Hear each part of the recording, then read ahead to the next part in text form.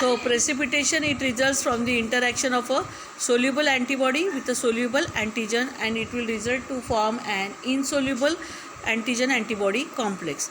Antibodies which involve in the precipitation reaction are called precipitins. So the antibodies which involve or which participate in the process of precipitation is called as precipitins.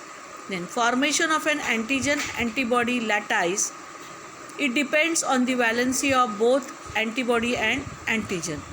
Now the interaction of the antigen and antibody in the antigen antibody lattice, it results depending on the valency of both the antibody molecule, whether it is a multivalent, polyvalent or a bivalent or a monovalent. So the multivalent, जैसे मैंने आपको थोड़ी देर पहले बताया था कि introduction में कि multivalent antibody will combine with the multivalent antigen. So it depends on the valency of both the antibody and the antigen. जैसे कि ये मोनोवैलेंट है या बाईवैलेंट है या पॉलीवैलेंट है या मल्टीवैलेंट है. सो it depends on the valency of the binding of antigen and antibody lattice. It depends on the valency of both antibody and antigen molecule. The antibody, it must be bivalent or bivalent for precipitation reaction. So actually for the precipitation reaction, the antibody, they must be bivalent, that is having the they can bind with the two antigens. So the antibody must be bivalent for precipitation reaction. Monovalent Fab fragments, Fab means fragment antigen binding fragments, they cannot form precipitate with the antigen. और अगर antibody monovalent है तो वो या फिर fab fragments है तो they cannot form the precipitate with the antigen. Similarly the antigen must be either, वैसे ही हम लोग बोलेंगे कि antigen must be either bivalent और पॉलीवैलेंट. कहने का मतलब क्या है कि एंटीबॉडी भी बाईवैलेंट होना चाहिए और एंटीजन भी बाईवैलेंट होना चाहिए, तब जाके एंटीजन और एंटीबॉडी का बाइंडिंग या अटैचमेंट हो सकता है या कॉम्प्लेक्स मॉलिक्यूल जो है एंटीजन एंटीबॉडी का फॉर्म हो सकता है. तो अगर एंटीबॉडी बाईवैलेंट है तो एंटीजन भी बाईवैलेंट होना चाहिए. अगर एंटीबॉडी मोनोवैलेंट है या फैब फ्रैगमेंट्स है तो वो फिर प्रेसिपिटेशन नहीं फॉर्म कर सकते एंटीजन के साथ में. Similarly, the antigen must be either bivalent or polyvalent.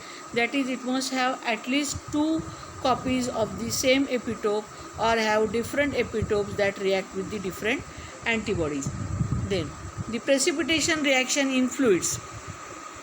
There are 2 types of precipitation reaction. One is the precipitation reaction in the fluids and the other is in the gels. So, the maximum precipitation occurs in the fluids only when there are optimal proportions of the 2 reacting substances, that is the antigen and antibody.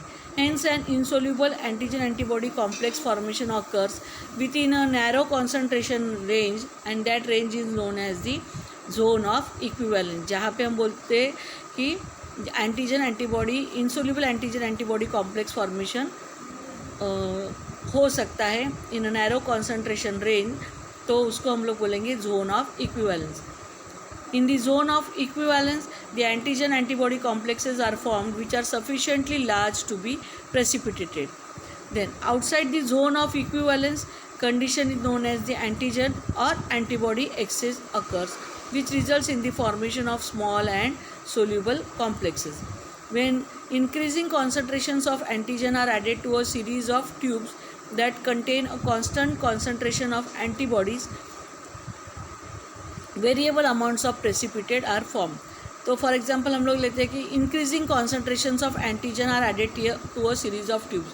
अगर मान लो कि हम लोग 6 test tubes लेते हैं और उनमें हम लोग इंक्रीजिंग क्वांटिटी में एंटीजन जो है वो डालते जाते हैं इन द फ्लूइड फॉर्म. जैसे फर्स्ट टेस्ट ट्यूब में हम लोग 1 ml एंटीजन डालेंगे, सेकेंड टेस्ट ट्यूब में 2 ml, थर्ड में 3 ml, फोर्थ में 4 ml या फिफ्थ में 5 ml, सिक्स्थ में 6 ml. So when increasing concentrations of antigen, they are added to a series of test tubes that contain a constant concentration. जिसमें हम लोग बोलेंगे ऐसे टेस्ट ट्यूब्स जिसमें हम बोलेंगे कि कांस्टेंट अमाउंट में एंटीबॉडीज़ लिया है। जैसे छः टेस्ट ट्यूब में अगर मान के चलो कि हम लोग ने 1 ml एंटीबॉडी ले लिया है पूरे 6 इसमें, पर एंटीजन जो हम लोग हर टेस्ट ट्यूब में ऐड कर रहे हैं वो 1 ml से हम हर एक टेस्ट ट्यूब में इंक्रीज़ करते जा रहे हैं। So variable amounts of precipitate will be form.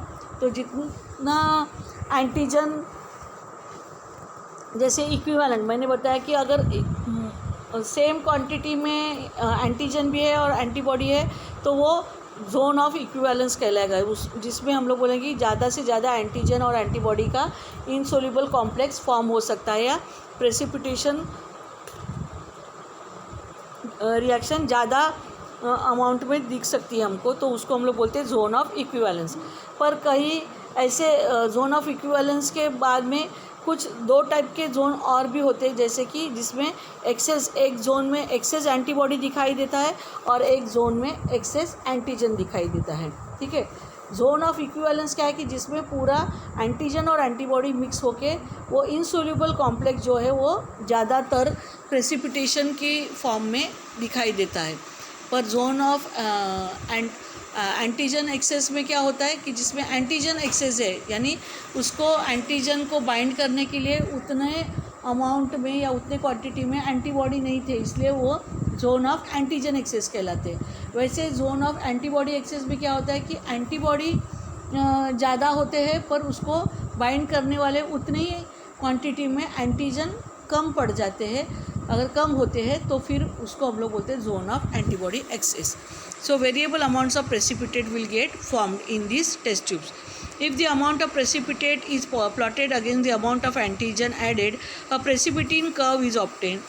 The highest peak point यानी जहाँ पे ज़्यादा से ज़्यादा एंटीजन और एंटीबॉडी जो है वो बाइंड होके इनसोल्यूबल कॉम्प्लेक्स फॉर्म करते हैं या प्रेसिपिटेशन रिएक्शन फॉर्म करते हैं, तो उसको हम लोग बोलते हैं highest peak point of precipitin curve can be observe only in the zone of equivalence. अब इस फिगर में आप देखो एक्स एक्सिस पे एंटीजन कॉन्सेंट्रेशन है और वाई एक्सिस पे अमाउंट ऑफ प्रेसिपिटेट है। हर एक टेस्ट ट्यूब में आप देख सकते हो कि एंटीजन और एंटीबॉडी जो है वो उसका मिक्सचर है, पर हर एक टेस्ट ट्यूब में मैंने बताया आपको कि कांस्टेंट अमाउंट में, जैसे 1 ml हम लोग ने एंटीबॉडी पहले ही लेके रख दिया है, पर हर एक टेस्ट ट्यूब में एंटीजन जब ऐड करते हैं तो हम इंक्रीजिंग कॉन्सेंट्रेशन में हर एक टेस्ट ट्यूब में ऐड करते जाते हैं। पर आप देखोगे कि बीच में जहाँ पे ये हाईएस्ट पिक पॉइंट जो कर्व का दिखाई दे रहा है वो है इक्विवेलेंट जोन, जहाँ पे हम लोग देखेंगे कि जितना एंटीजन है उतने ही एंटीबॉडी मॉलिक्यूल्स है, तो उसकी वजह से उसका कॉन्सेंट्रेशन एंटीजन एंटीबॉडी का प्रेसिपिटेशन रिएक्शन जो है वो ज़्यादा हाईएस्ट पिक पॉइंट पे दिखाई देता है, इसलिए हम लोग उसको इक्विवेलेंस जोन या जोन ऑफ इक्विवेलेंस बोलते हैं, जहाँ पे इक्वल अमाउंट ऑफ एंटीजन और equal amount of antibody insoluble complex form कर सकते हैं या प्रेसिपिटेशन रिएक्शन फॉर्म कर सकते हैं।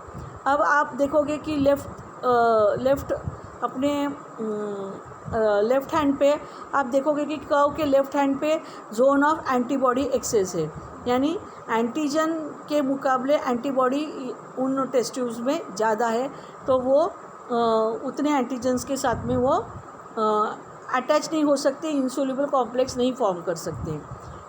उसी तरह आप देखोगे कि राइट हैंड पे कर्व के राइट हैंड पे यानी इक्विवेलेंट जोन के बाद में आप देखोगे कि टेस्ट ट्यूब्स में एंटीजन की एक्सेस क्वांटिटी है as compare to the antibody, तो इसलिए हम लोग बोलेंगे कि वहाँ पे भी जो है इंसोल्यूबल कॉम्प्लेक्स फॉर्मेशन आपको नहीं दिखाई देगा, और उसमें हम लोग जोन ऑफ एंटीजन, उस जोन को हम लोग बोलते हैं zone of antigen access.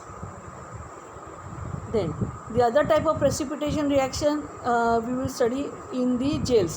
Up till now we have taken the example of test tubes having a stable or a constant amount of antibody with an increasing concentration of the antigen.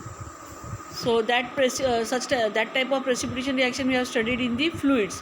Now we will study the other precipitation reaction that is taking place in the gels.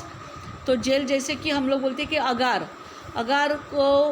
Agar matrix किया जाता है, और उसमें हम लोग बोलेंगे कि Wales एक ऐसे पंच करके होल्स जो है वो पंच किए जाते हैं जिससे उस अगार मैट्रिक्स में होल्स प्रिपेयर होते हैं, या जिसको हम लोग वेल्स कुएं जैसा तैयार हो जाता है। वो अगार का अगर पेट्री डिश हम लोग लेते हैं और उसमें अगर हम लोग अगार का सॉल्यूशन डालते हैं, उसको सॉलिडिफाई होने देते हैं, और उसको सॉलिडिफाई होने के बाद में अगर हम उसको किसी छोटे से सिलेंड्रिकल रॉड से अगर उसमें हम लोग उस अगार मैट्रिक्स में उस सिलेंड्रिकल रॉड से पंच करते हैं या होल्स बना लेते हैं, तो हम लोग देखेंगे कि पंच बनाने के बाद में उतना अगार जेल जो है वो निकल जाता है, और वो होल जो है एक कुएं के समान दिखाई देता है, जिसमें वैकेंट स्पेस होती है। तो उन स्पेस में उन वेल्स में WELLS दैट इज़ कुएं की तरह वेल्स तैयार करने हैं हमको सिलेंड्रिकल रॉड से पंच करके। तो उसमें हम लोग एंटीजन या एंटीबॉडी का मिक्सचर डाल के हमको वो रिएक्शन कैसे देता है, कैसे रिएक्शन फॉर्म होता है, वो हमको देखना है। तो that will be better, you can get, you will come to understand by looking at the figure.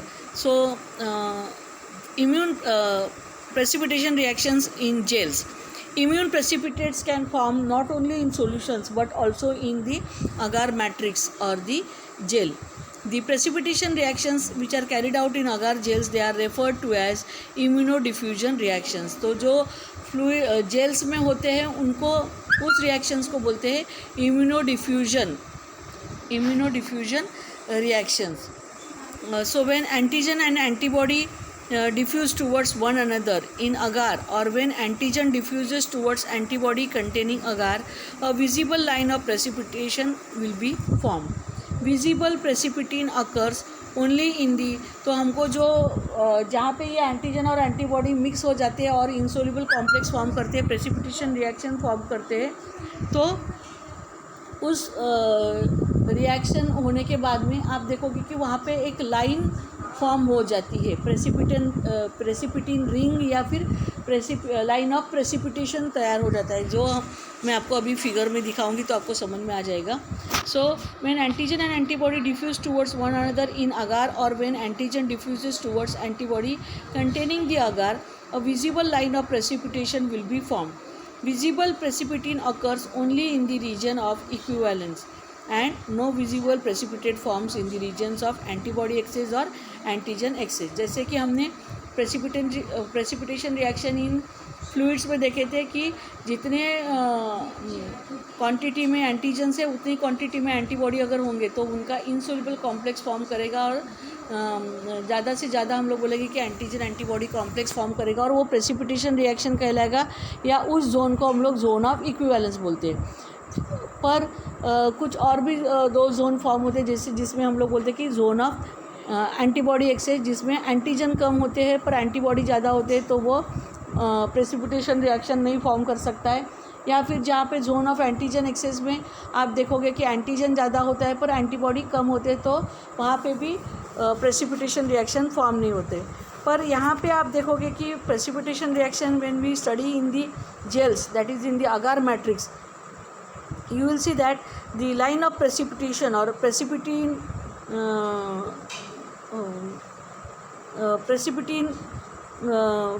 line is formed.